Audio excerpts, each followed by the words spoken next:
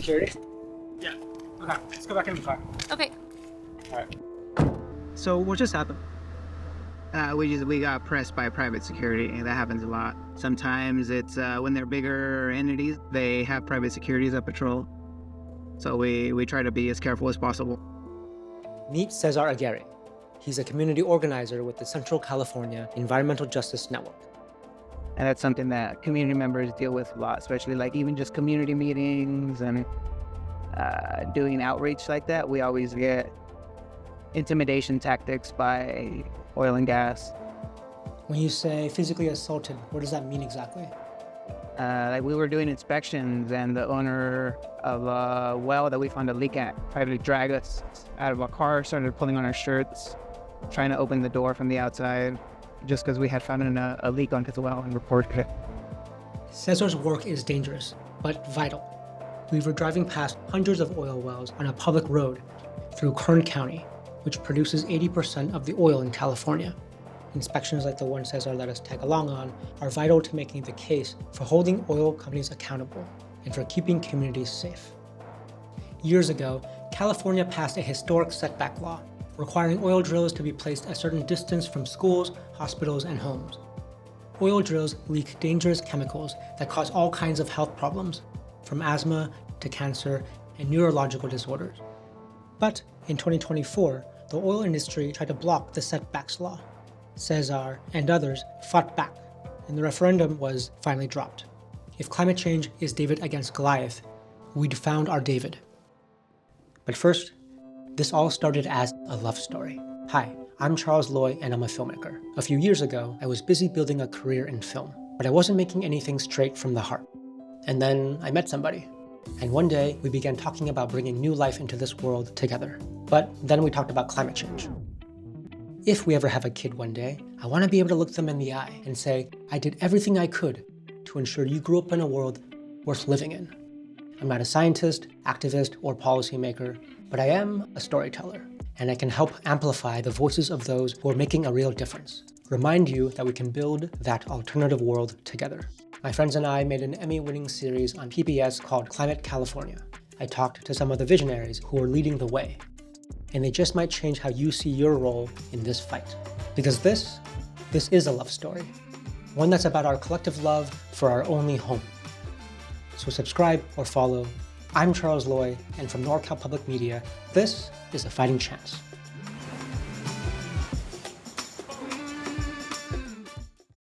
A Fighting Chance is a presentation of the Center for Environmental Reporting with financial support from the estate of Claire Etienne.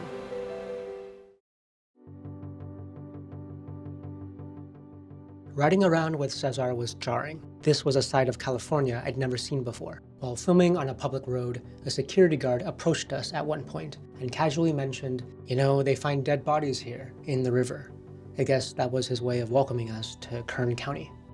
Some history.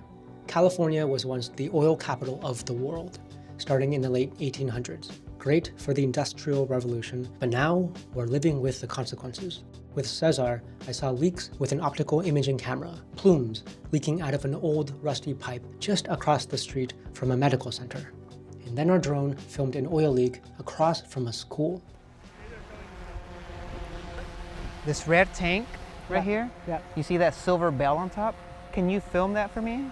Silver bell? Yeah, something's coming out of it. This thing? Yes, that thing. Is that? Can you come to this tank again just so I can see the valves on top? Sure. Yeah, look, you see how this one doesn't have a river of oil coming down from it? Yeah. Oh. Now go to the other one. Okay, right there. Whoop. All of that's coming out of it. I don't think that's properly closed. Air pollution from oil and gas kills 5 million people a year. And it's not just California. These health issues happen everywhere oil drilling occurs. Texas, Montana, Russia, Brazil. And as Cesar was driving, he showed what it takes to protect us all from fossil fuels, starting with the communities who deal with its dangers up close. When I tell them what I do and what our focus is, they tend to be on our side. Even oil workers understand the danger more than anyone. Yeah, everything's so beautiful right now because of the rain that's been happening. Everything's green. This is usually like brown and not alive. This is the Kern River oil field, second biggest oil field in California. There's the Kern Bluff oil field as well, where we started on Panorama. If you follow Panorama all the way to the end, you'll hit Morning Drive. And in Morning Drive, at the very end, on the other side of Morning Drive, is an active oil field. And on this side of Morning Drive is an elementary school and a church. And there's houses, a new development with houses that are actively being built. And the oldest house there is like 3 years old. But that whole development is on top of and inside of an active oil field. And there was a bunch of leaks that happened in 2022. So what happens when a place leaks? Like, what's supposed to happen? What's supposed to happen is the operator is supposed to fix it as soon as possible. In the instance of Morningstar, there was no operator responsible. The owner had declared bankruptcy in 2011, and like really couldn't do any, like the state couldn't do anything to pin them down. So they being the state had to clean up all of the wells and pay for the plugging and the abandoning. And the oil and gas industry has left so many wells to be paid for and to, as far as repair and plugging, by California taxpayers. 2/3 of the idle wells are leaking in California. CalGEM, the state regulator for oil and gas, was doing remote witnessing for gas leaks, which is basically desk monitoring, right? It's operators getting a call from a state inspector and saying, yes, everything is good. You don't have to come do an inspection in my operation. You guys fill the gaps? Is that what's happening? Yeah, exactly. If you look at especially air district rules, there's like, this rule exists to reduce this emission. And then there's several pages of people that it doesn't apply to. It doesn't apply to you, or whereas if then, this lawyer talk, and they do things like fraudulent emission reduction credits, like ERCs, where they were fraudulently being traded and sold in between the air district and other companies, not really reducing their emissions, just trading credits between each other, making the numbers look good. And they're just numbers on a computer. There's the actual impact to our air is still happening. And just because they're getting good at accounting doesn't mean that the air is getting better. There's this beautiful quote from Tupac where he talks about, people that are going hungry, looking in through the windows of the rich and knocking politely, asking, hey, may I have some food? And after a while, after enough times of being denied, people are going to stop knocking nicely. People are going to stop asking for food, and they're going to start demanding it. And I think for people that are put in danger, people whose lives are at risk for chronic exposure, we can't even begin to tap nicely, right? But making sure that we put a spotlight in either intentional mediocrity or lack of enforcement to make sure that, the mountains of laws that we have here in California mean something, to make sure that they can be enforced in some way. I think that's one of the most important things that we can do. California is not the green environmental haven that everyone thinks it is.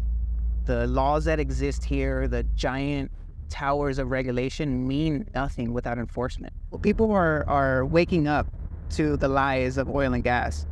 Even oil and gas knows that they can't just blatantly misinform anymore. If you look at any of their websites from 10, 15 years ago, it was all that, the climate crisis is fake, there isn't anything happening. Look at any oil and gas producing website now. They're like champions for the environment.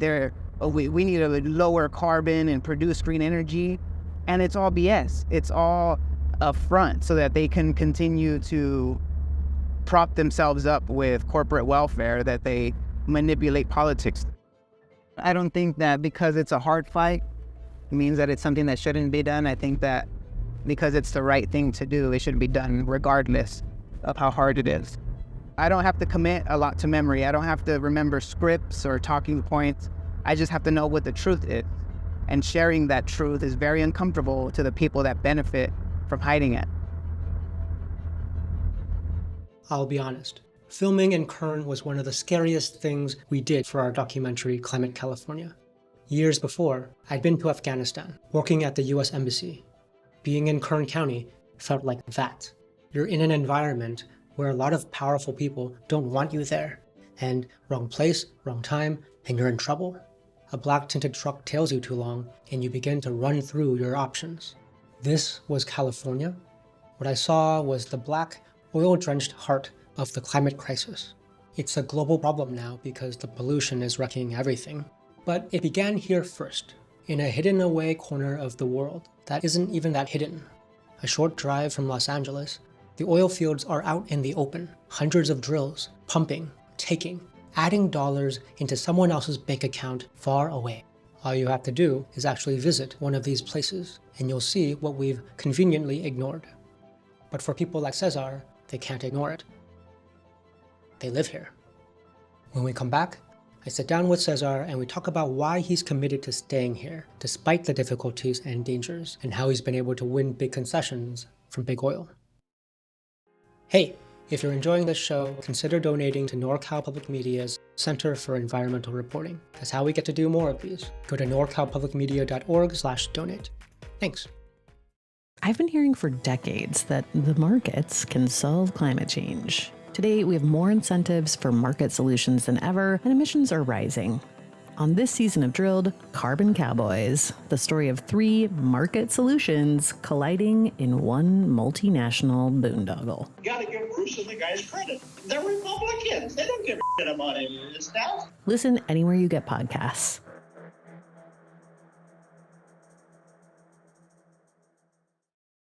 Cesar and I continued our conversation after inspecting a leaky oil well in 105-degree heat. He wanted me to understand something about how oil wells got here in the first place. And he began talking about something called the Sorrell Report. The Sorrell Report was a report that was commissioned in 1984, where they were trying to figure out where a good place to put something that's going to produce a lot of contamination, right?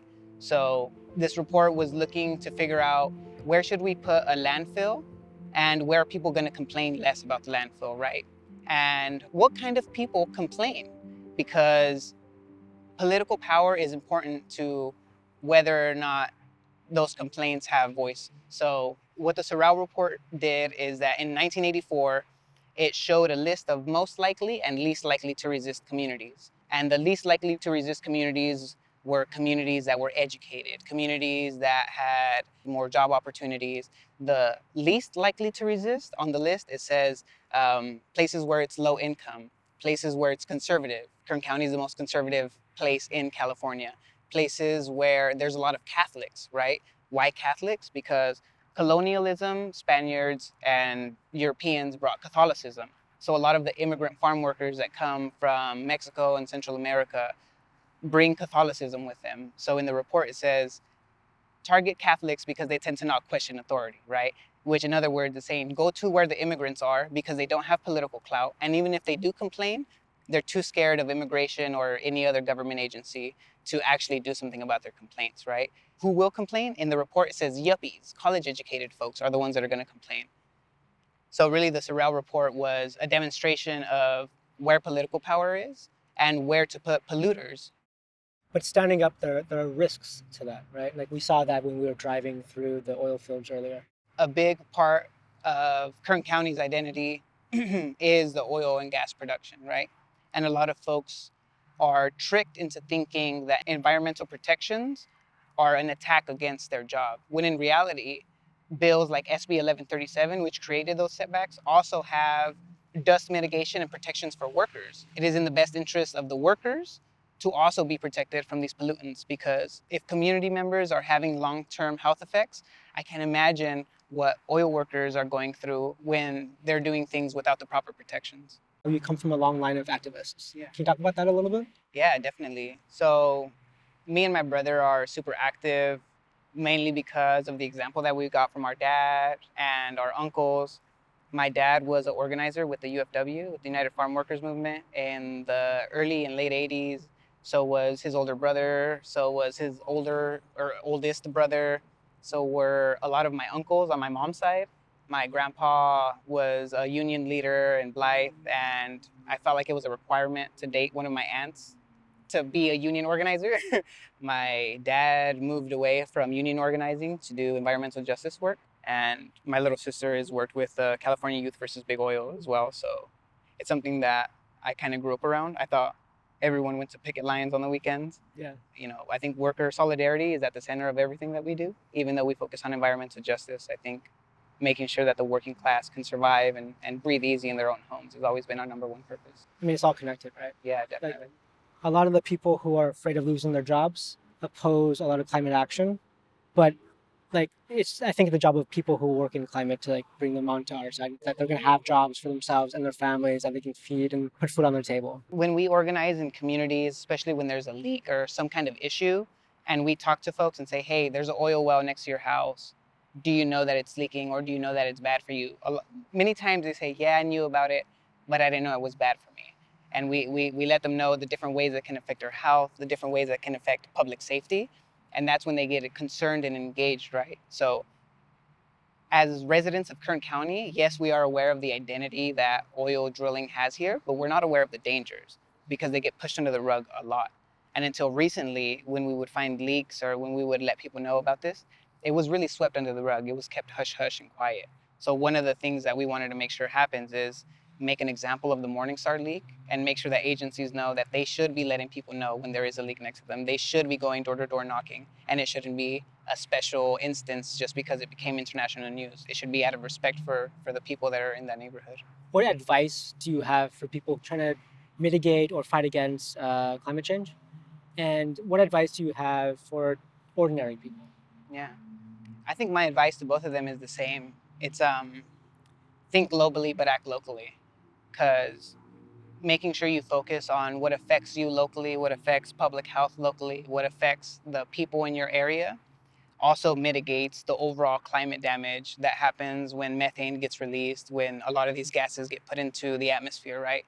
So thinking about how to make a global change can be cumbersome and feel like you're just a small part in a big machine that can do nothing, but realizing that a change in one law that can help make people breathe clean air can be something that's going to affect their life for the rest of their life. And that one positive change can do more for them locally and also for the overall climate because there's not as many gases being released. There's more control over fugitive emissions. So you say that California is not as green as we say we are. Like, what do you mean by that? There would be no fifth world strongest economy if the folks that have been exploited historically weren't exploited, right?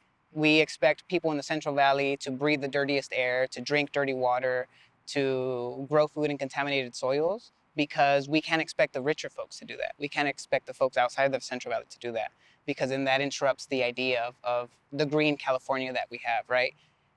A lot of people, especially across all of the United States, think that California is the example, the haven, the go-to, the shining light for what green should be, right?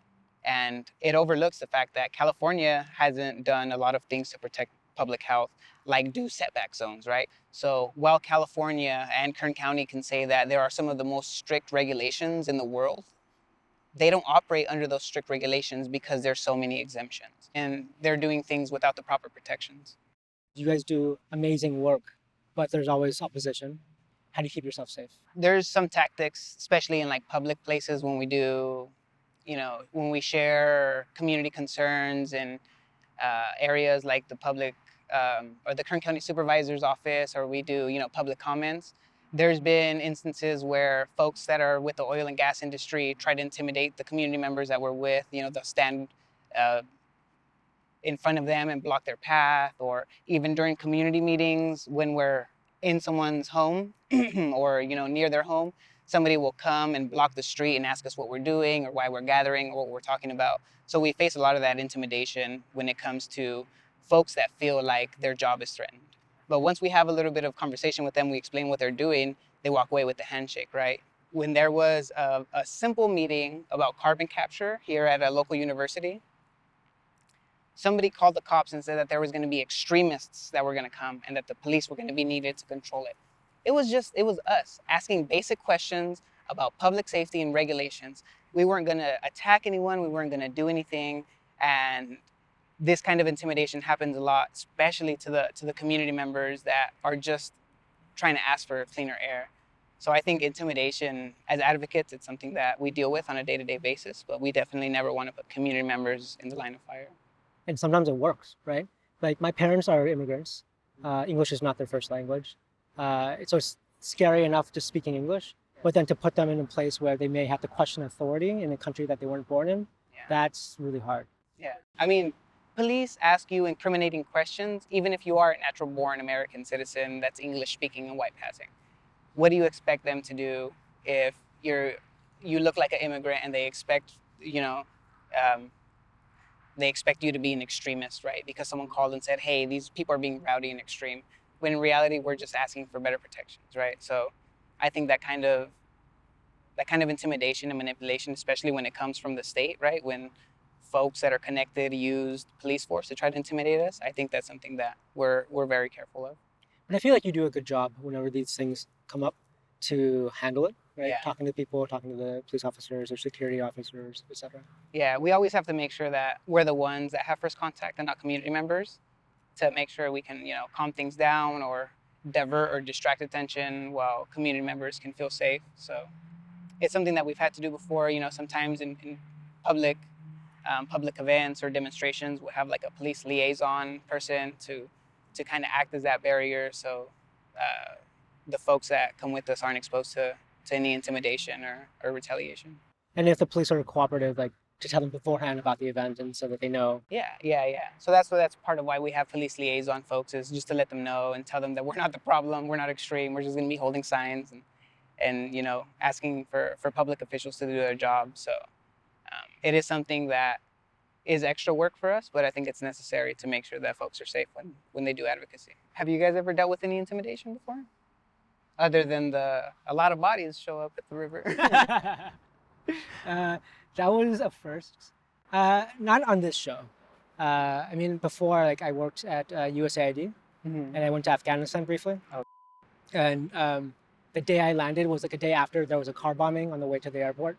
And so like we arrived, and then like there was this convoy, and the scariest like several miles are between the airport and the U.S. Embassy. Being in Bakersfield sometimes felt like that. Like you're in like this like place where like the people who have the power there don't want you there. Yeah. Like, there's like a very clear antagonism. Yeah. You could live anywhere. You could have like grown up here and then just moved somewhere else, like somewhere else in the country, in California, or even around the world. Like, why are you here? I'm in the Central Valley because this is where I grew up. This is where the people that I know, this is where my roots are. This is where my family is. And I think the most reasonable thing is to ask a few dozen companies to clean up their act rather than expect 7 million people to leave the Central Valley, right? What is more reasonable? To make a few companies follow the rules, or to have millions of people exodus one of the most productive places in California? I don't think it matters where I live. I think it matters that the right thing is being done. And if there's a lot of wrong being done here, then I don't think I'll have to move for a long time. What gives you hope? What gives me hope? All of the beauty that I see. One of the agricultural centers of not only California, but the world. We have farm workers that make up the beautiful communities that are here.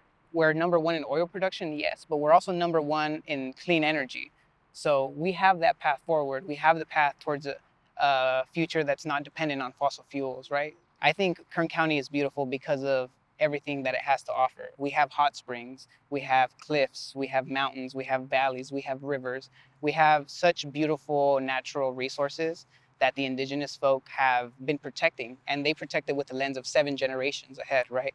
I think the fact that there's anything to fight for means that there's something that you should fight for. There's so much good to be done because evil has been at work for a long time. It just means that there's so much to protect, and I think being grateful for those things is what drives me. I think it was Michael J. Fox that said it, but he said, with gratitude, hope is sustainable. And I think I have so many things to be angry about. I don't have a daughter or a son yet, but it breaks my heart to know that I'm gonna have to raise them in the dirtiest air. And when they get asthma, I'm gonna be the one responsible for the fact that they had it because I didn't move them into a better environment. So